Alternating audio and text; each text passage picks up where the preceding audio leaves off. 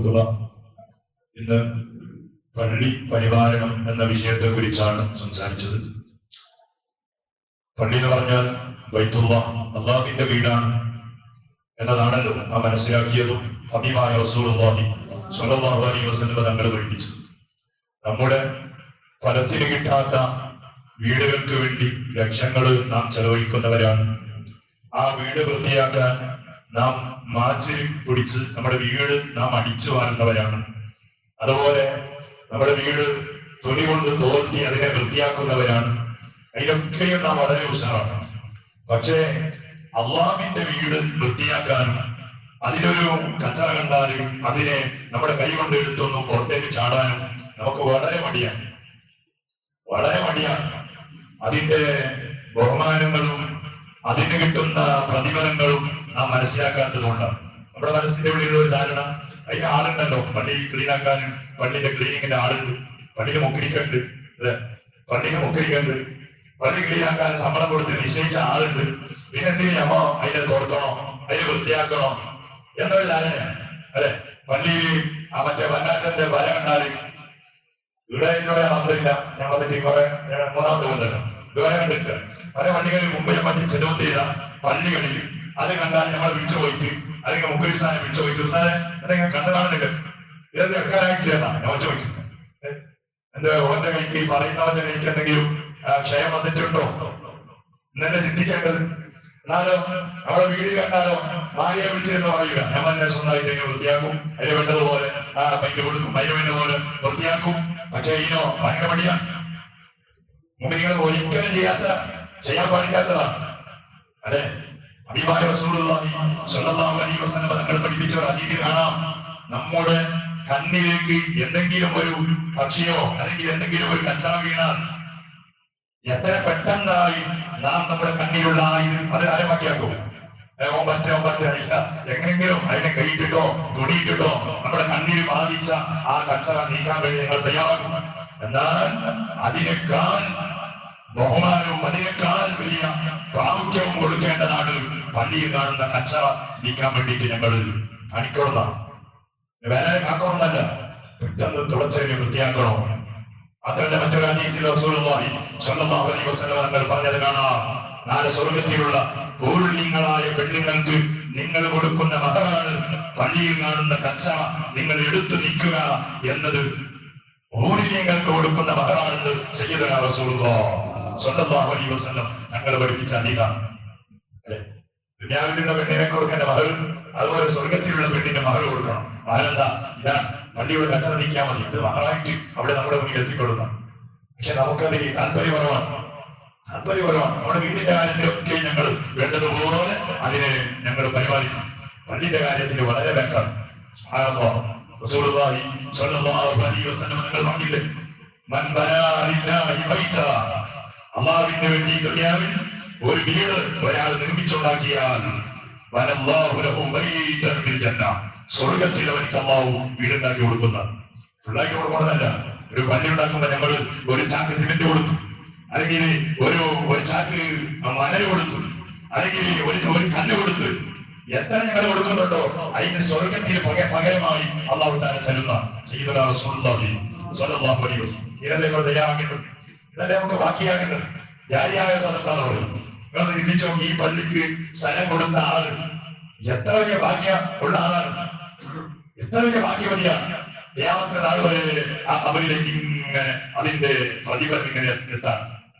അല്ലെ, നമ്മുടെ അക്കൗണ്ടിലേക്ക് എപ്പോഴും ആരോ ഒരാൾ എല്ലാ ദിവസവും രാവിലെ സുബഹിക്ക് വരുമ്പോ മൊബൈൽ നോക്കുമ്പോ ബാങ്കിൽ 1000 രൂപ ക്രെഡിറ്റ് എല്ലാ ദിവസവും വരുന്നതിന് നമുക്ക് എത്ര സന്തോഷവും.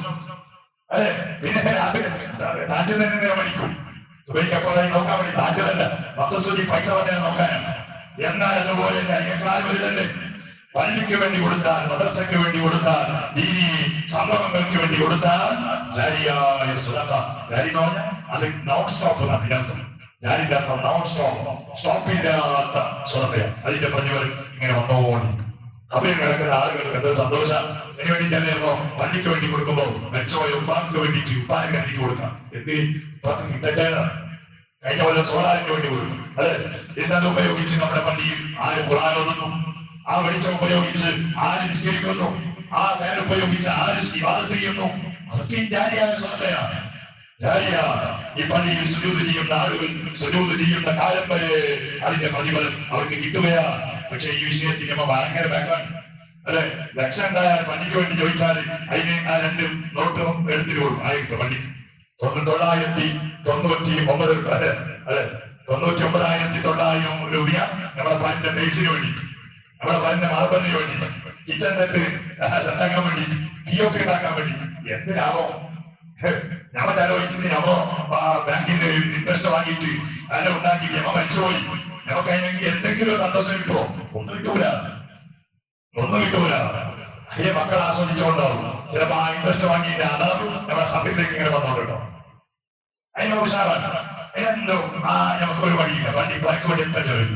ഇപ്പൊ പണ്ട് ഇന്റർലോക്കിന്റെ പോയി നമ്മ വണ്ടിക്ക് വേണ്ടി ഞമ്മ കഴിഞ്ഞ ഇന്റർലോക്കിന് പൈസ കഴിച്ചതാണ്. സിപ്രാണ് തന്നെ പോയി. ഇപ്പൊ ഭയങ്കര കല്ലാണ്. അതിന് ഇന്നലെ വരുമ്പോ അടുത്ത ഭാഗത്ത് വലിയ MT കല്ല് വന്നിട്ടുണ്ട് വീടിന്റെ മുറ്റത്തേക്ക് പറഞ്ഞു. പക്ഷെ വീടിന്റെ മുറ്റത്തേക്ക് ആളായി പോണില്ല. അപ്പൊ വേറെ ചെറിയൊരു റോഡി കൊണ്ട് വന്നിട്ട് അതിന് ഇതിന്റെ കണ്ണോടാക്കിയിട്ട് അതിനെ പോയിക്കൊണ്ടാണ്. എന്തൊരു താല്പര്യം.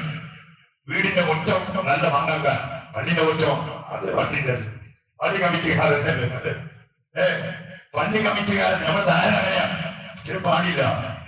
ഒരിക്കലും പാടില്ല. അള്ളാഹുവിന്റെ വീടാണ്. അള്ളാഹുവിന്റെ വീട്. ആ വീടിനെ ബഹുമാനിക്കേണ്ടതുപോലെ ബഹുമാനിക്കണം, ആദരിക്കേണ്ടതുപോലെ ആദരിക്കണം. അതാണ് നമ്മ പണ്ട് ആ പള്ളി മദ്രസ ഇല്ലാത്ത കാലത്ത് ഏതെങ്കിലും വീടുകളിലോ ഏതെങ്കിലും ചില സ്ഥലങ്ങളിൽ ഏതെങ്കിലും പ്രായമുള്ള ഉസ്താദുമാർ വന്നിട്ട് 10 കിതാബ് പഠിപ്പിച്ചത്. 10 കിതാബ് ആശാദൂത്തും അതിനൊരു അത് പിള്ളായിട്ട് പഠിച്ച ഫാദി തന്നെയാണ്. എല്ലാ അവസരവും അതിന് നമ്മ പണ്ടത്തെ ആളുകൾ പഠിച്ചതാ. പള്ളിയിൽ ദുനിയാവിന്റെ ഒരു സംസാരം ഒരാൾ സംസാരിച്ചാൽ 40 കൊല്ലത്തിന് അവൻ ചെയ്ത ഇബാദത്ത് പൊളിഞ്ഞു പോകും. ഏഴെല്ലാം ബഹുമാനം. എല്ലാ പള്ളിന്റെ ഉള്ളിലും കുടുംബത്തിന്റെ പ്രശ്നങ്ങളുമായത് പള്ളിന്റെ ഉള്ളിൽ, പ്രശ്നം തീർക്കുന്നത് പള്ളിന്റെ ഉള്ളിൽ. എന്ത് ബഹുമാനം പള്ളി. എല്ലാവർക്കും ഇല്ലാന്നല്ല. ഈ നാട്ടിൽ ഒരു മനുഷ്യരുണ്ട്. ഈ നാട്ടിൽ അവിടെ പള്ളിന്റെ ഉള്ളിൽ എന്തുകൊണ്ട് ഒന്നും സംസാരിക്കൂല. കൈ കൊടുത്താലും പെട്ടെന്ന് അയാൾ കൊടുത്തിട്ട് വേവും പോയിട്ട് പിന്നെ അയാൾ ഫോൺ വിളിക്കും. സാധാരണ നിങ്ങൾ പള്ളിയിലുണ്ടാ റൂമിലുണ്ടാകും. ആ റൂമിലുണ്ടെന്ന് പറഞ്ഞാൽ നമുക്ക് ഒരു കാര്യം പറയാം. അപ്പൊ പള്ളി നേരത്തെ വന്നിട്ട് എന്താ പറയാത്തെ?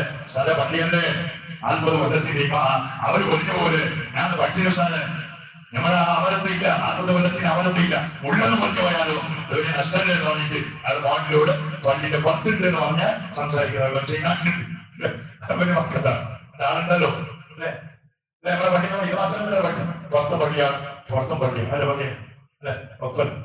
പുറത്തത്തെ പള്ളി ഒപ്പൻ ഒപ്പൻ എന്റെ പറഞ്ഞത്. ഈ പള്ളി ഒപ്പാൻ പുറത്തും പള്ളിയാണ്, പുറത്തതും പള്ളിയാണ്. ഏറെ സംസാരിച്ചാൽ നമ്മള് ഈ പ്രശ്നം വരും. അള്ളാഹ് നമുക്ക് പൊരുത്തരട്ടെ.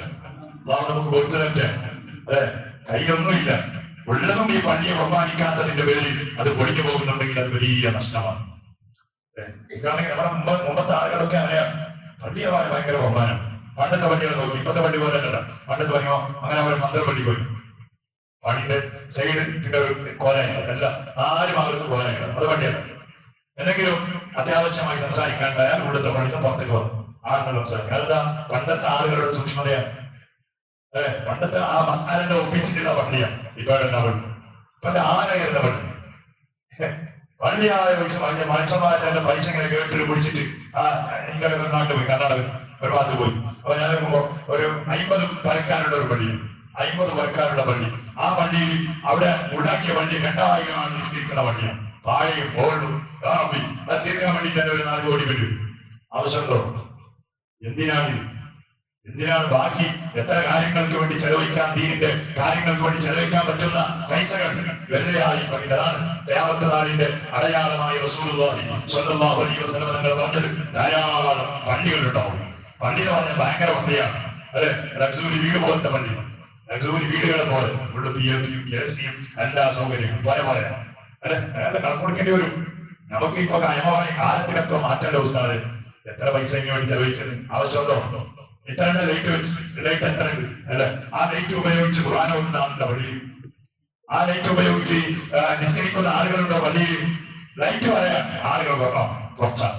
ഇന്നത്തെ കാലം ഖിയാമത്ത് നാളിന്റെ അടയാളമായി മുഹമ്മദ് റസൂലുള്ളാഹി സ്വല്ലല്ലാഹു അലൈഹി വസല്ലം തങ്ങൾ പറഞ്ഞതാ, ധാരാളം പള്ളികൾ ഉണ്ടാവും, വിശാലമായ പള്ളികൾ. വഹിയ ഖാലിയ അനിൽ മുസല്ലീൻ, നിസ്കരിക്കുന്ന ആളുകൾ ആ പള്ളിയിൽ ഉണ്ടാവൂല.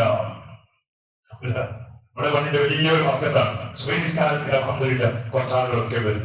പ്രായമാണ്, ചെറുപ്പക്കാരനില്ല, പ്രായമാണ്. ഏകദേശം ഒരു സമയോട് അടുത്ത ആളുകൾ എല്ലാ ദിവസവും ഞങ്ങളുടെ മഴ ഉണ്ടെങ്കിലും 20 കുറയാത്ത ആളുകൾ എപ്പോഴും നമ്മുടെ പള്ളിയിൽ. അതായത് ഈ പള്ളിന്റെ വലിയ ഒരു വർക്കത്താണ്. അല്ലാഹു ഖിയാമത്ത് നാൾ വരെ നിലനിർത്തുന്നത്.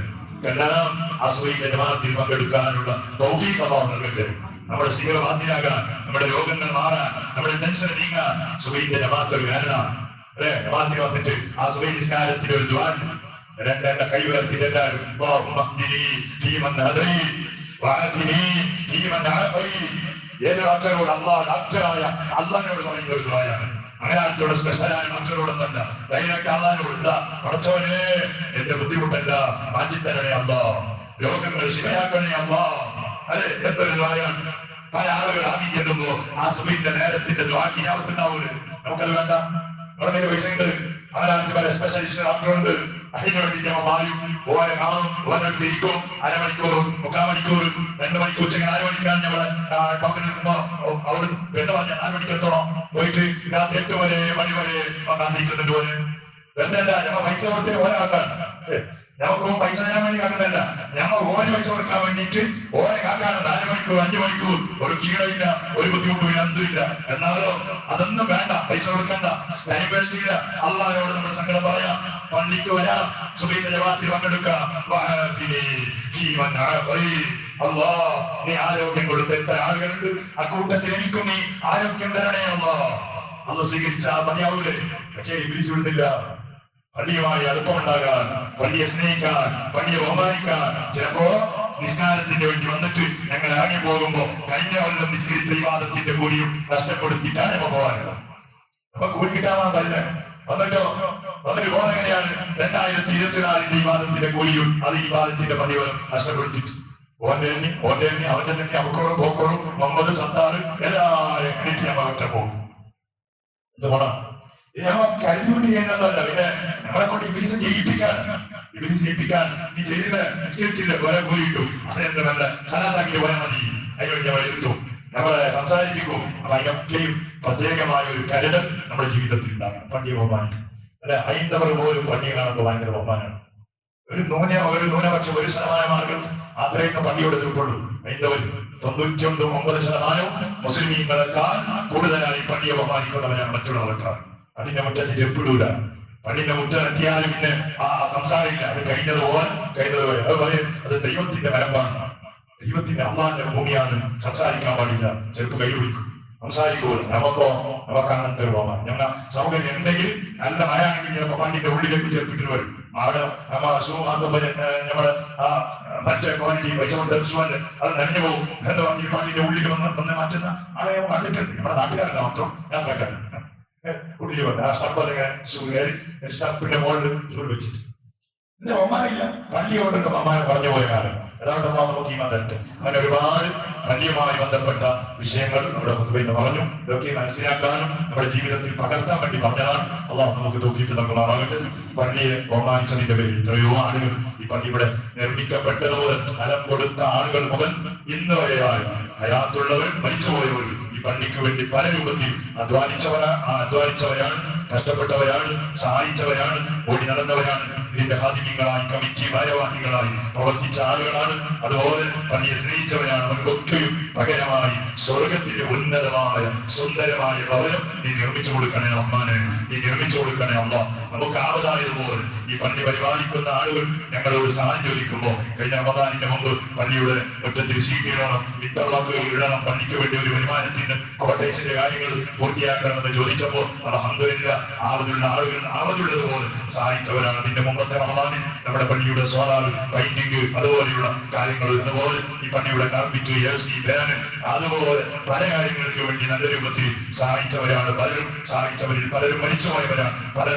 പലരും മരിച്ചുപോയ കുടുംബങ്ങളെ കരുതിയിട്ട് കൊടുത്തവരാണ്. എല്ലാവർക്കും പടച്ചവന് നിന്റെ പ്രത്യേകമായ ബറകാത്തുകൾ, ഖൈറാത്തുകൾ, ഹസനാത്തുകൾ നീ ചൊരിയണേ അല്ലാഹ്.